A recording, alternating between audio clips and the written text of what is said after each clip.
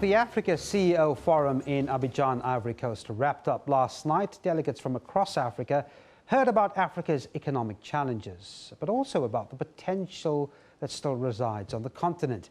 Well, SABC's Francis Hurd moderated a session on branding in Africa with the leaders of global and local brands operating on the continent. We'll bring you an excerpt now of that session. Can we talk about branding goods when manufacturing itself is in decline in some African countries? Edouard Malbois, the first speaker, is involved in some stunning food concepts. And can we talk about that when sub-Saharan Africa, where I come from, is worried about drought and food security? And the answer is yes, of course we can, because there's so much economic potential in branding.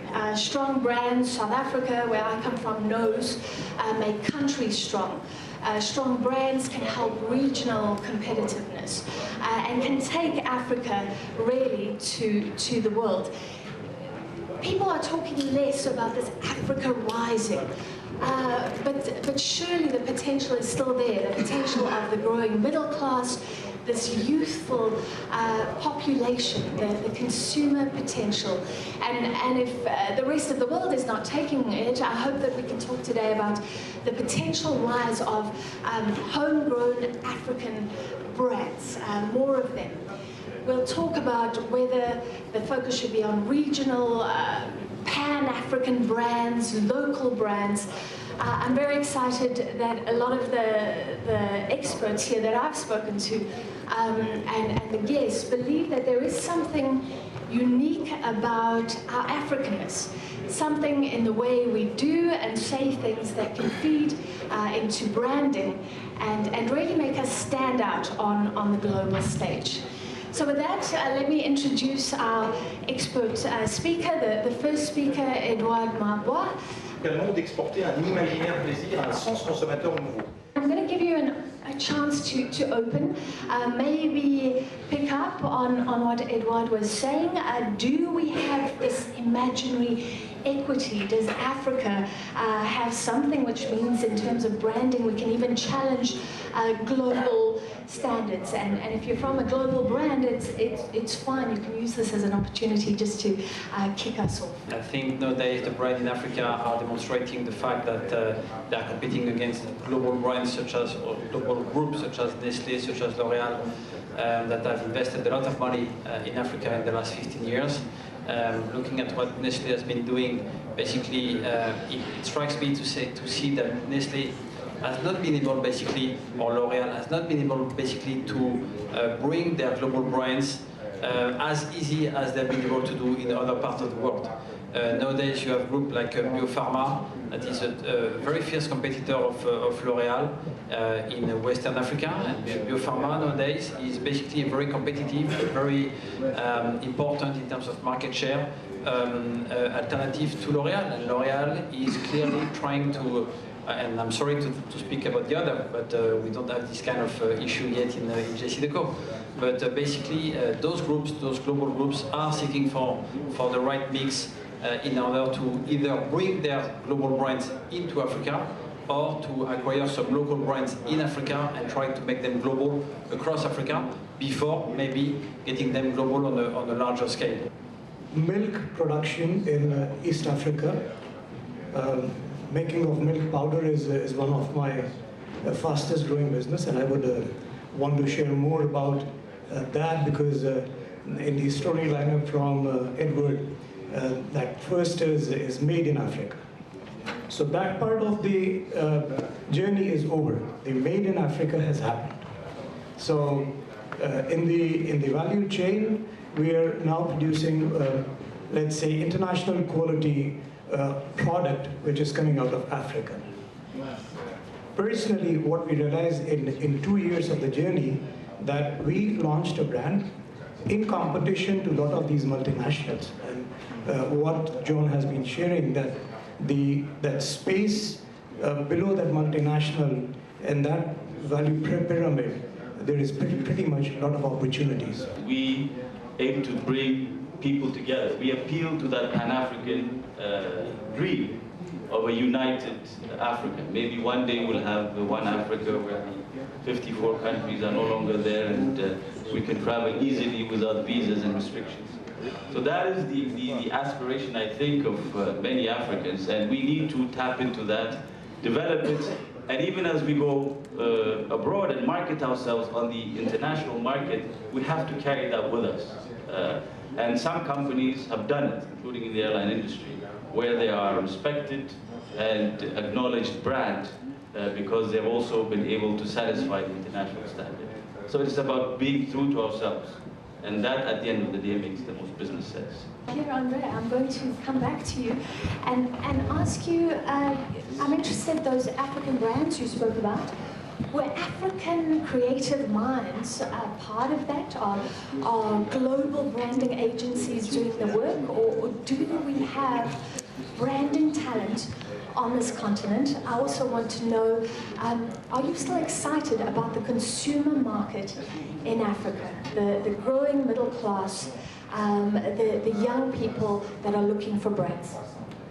I am. I mean, there's no question. If I were not after a year, that would be I would be desperate. No, we look at Africa over the coming several years and decades, and there's no reason to change. On the contrary, the more we look at it, the more we see opportunities in good and bad times. By the way, there are always, in bad times, opportunities to invest a bit more and even to reinforce position or to create things which help people at the time they need. So I don't think there is any, to our standpoint at least, I don't think there is any issue with the development of consumption in Africa. That's and this is true in virtually all the markets where we are present.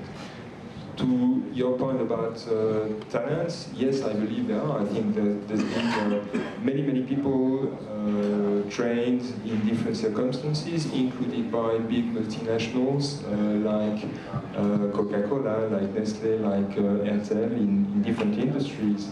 And some of them are joining us today. And I find them very interesting because they have both some methodology in terms of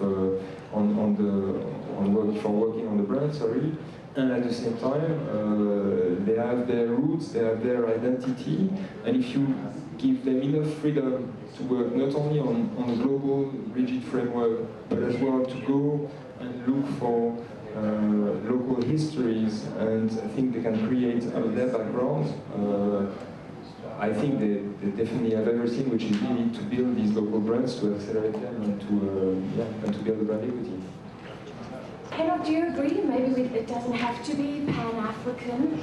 I also want to ask you, you've spoken, I think, about airline taxes before in West Africa. Today, the talk was about visa openness. The richest man in Africa accusing South Africa yesterday of not being very open.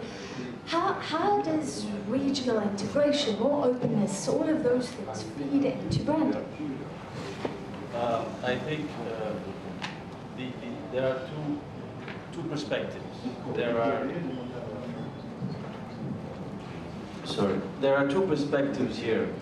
There's a perspective from a global company point of view, which sees the global, which has a global reach, and looks at each specific markets and develops brands for those markets.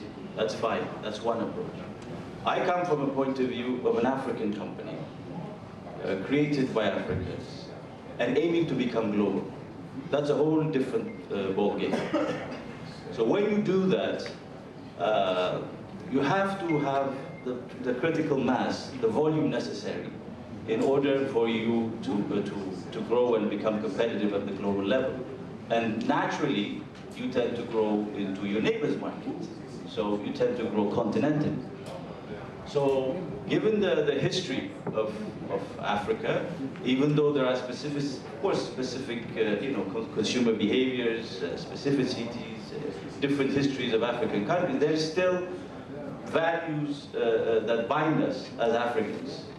And those values can and should be reflected in brands. And that's how you build a successful brand. We're not, it's not inventing the wheel. A lot of successful African companies, indigenous African companies, have done that. So it's very important to go on a Pan-African route for a local African company that aims to compete internationally. Coming back to your second question about the necessity of having an African market that is integrated, well, it's a given for a whole host of reasons. Our markets are too small, and without the integration, we would not have the scale necessary. So it's a non... Now we're being held back. Where is... Well, we are being... that, as the previous panel was discussing, is regional integration failing?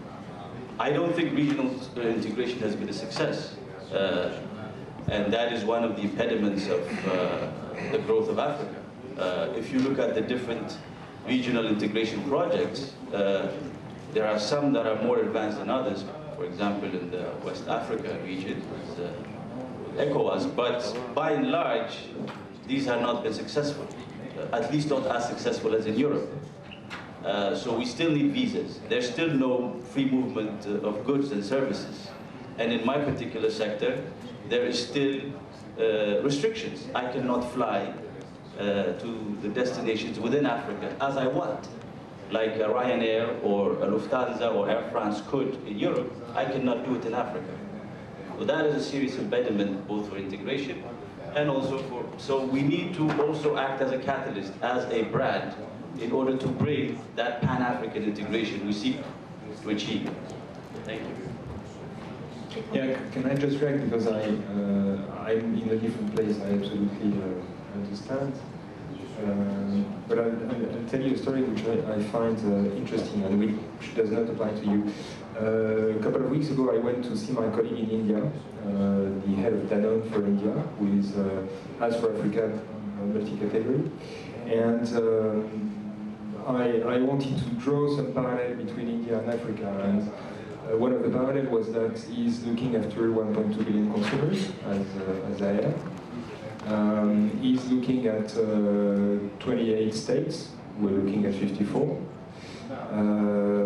So pretty similar somehow, and at the same time there is one big difference, which is that he's looking at India as India, and he has brands and products which are unique for the whole of India, with very little regional declination or specialties.